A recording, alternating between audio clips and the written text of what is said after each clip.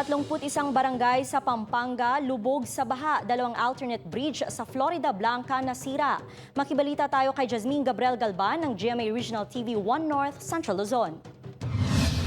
Pahirapan ang pagdaan ng mga sasakyan sa bahaging ito ng Barangay Kaduang Tete, Macabebe, Pampanga.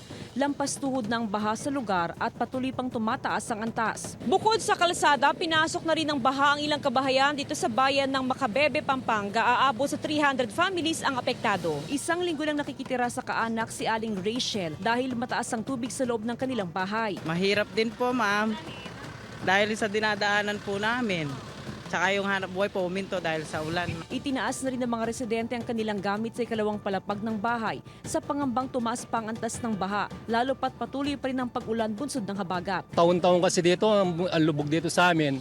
Sanay na kami sa lubog, taon-taon talaga lumulubog. Sa datos ng Pampanga PDRRMO, aabot sa 31 barangay ang apektado ng baha, 15 barangay sa Masantol, 5 barangay sa Minalin at 11 barangay sa Macabebe. Patuloy ang monitoring ng Macabebe MDRRMO sa antas ng Pampanga River. Dahil naman sa malakas na buhos ng ulan at pagtaas ng antas ng tubig sa ilog, nasira ang dalawang alternate bridge sa Florida Blanca, kabilang dito ang tulay sa Barangay Fortuna at Mabical Valdez.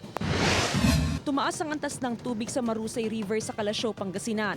Dahil sa nararanasang pagulan, umabot na ito sa above normal level. Nakatira sa tabing ilog sa Barangay Lasip, Sinelia, hindi tunay na pangalan.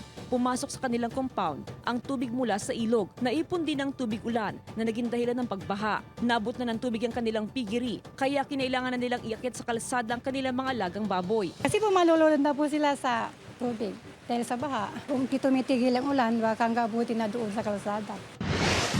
Binahang ilang bahagi ng Central Business District ng Dagupan City, bunsod ng high tide at tuloy-tuloy na pag-ulan. Sa monitoring ng Dagupan City Disaster Risk Reduction and Management Office, as of 9:26 a.m., umabot sa 1.22 meters ang antas ng tubig dahil sa high tide. Yung on and off or light rains lang ang nararanasan natin sa Dagupan. But ang magiging problema natin is itong kapuntukan natin naman. Siyempre, automatic ang magiging catch station is itong si Pantal Sinukalan.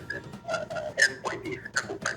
Apektado ang ilang negosyante sa nararanasang baha. Kailangan pa po namin mag-dry bike para makatawid lang sa maikling imbis na bangkain na napupunta pa sa dry bike. Mula sa GMA Regional TV 1 North, Central Luzon, Jasmine Gabriel Galban, nagbabalita para sa GMA Integrated News.